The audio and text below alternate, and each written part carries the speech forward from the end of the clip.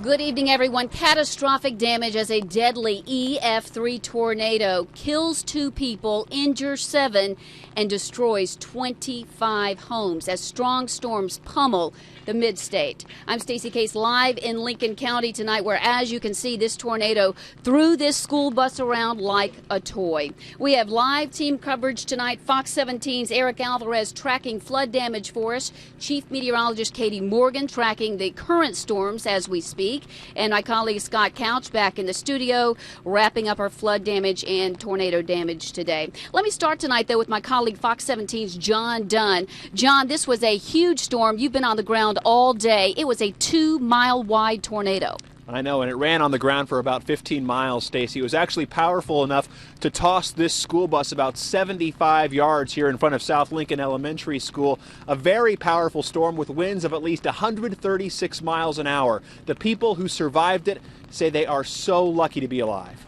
When a tornado that is this strong and powerful blows through, the people who live to tell its story the most scariest thing I believe I've ever been through in my entire life. Can't help but feel grateful amidst the destruction.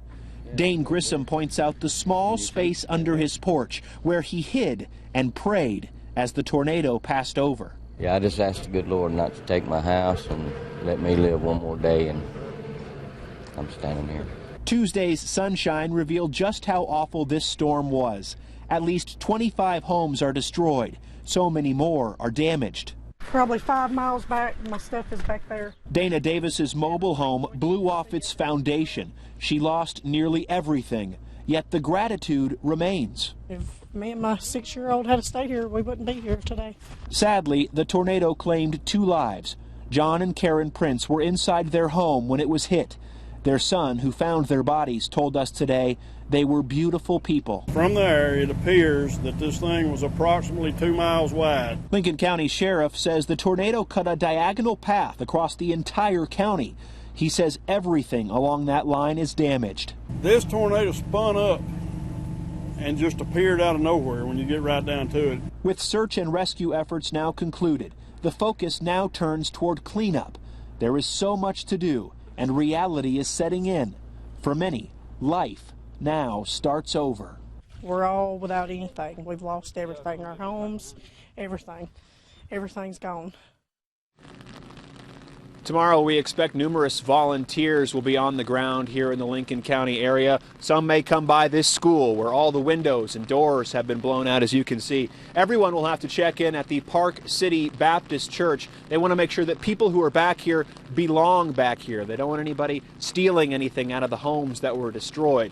And Stacey, I can tell you tonight that those people we spoke with, they were lucky because this storm was extremely powerful. Hard to believe that this was a storm shelter just 30 minutes before this tornado hit. Well, I got the chance today to meet a true survivor, not just any survivor. We have lots of survivors from this storm, but this individual not only made it through this tornado, before that, he survived cancer. This is the living room.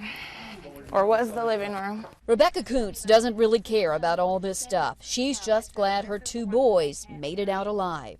I'm very thankful. The stuff can be replaced. My boys can't be replaced. Kuntz was an hour away in Lawrenceburg when the tornado came through, not knowing if her boys were okay. I was scared. I prayed. That's all I did. But just before the 2-mile wide storm swept most of this house away, Stagg, who's already survived cancer, asked if he could just go to bed. He would have been in that bed right there. Yes, right up underneath the ceiling. This is the storm shelter they say saved their lives. They all got in here, and as they tried to hold this door closed, the tornado was pulling it open. That's when they say this dumpster came and pushed this door closed, saving them. And it took 3 people in a dumpster to hold the door shut. You had to open that door up. Neighbor and friend Bradley Tucker lives just a few houses away. This man didn't have insurance, so we're going to do whatever we can for this guy. Well, the sheriff tells me tonight they think that they have rescued everyone. They don't have any reports of missing people at this point, but the National Guard is here and is in place and is conducting searches as we speak. Well, this will shift into more of a cleanup mode tomorrow, as John Dunn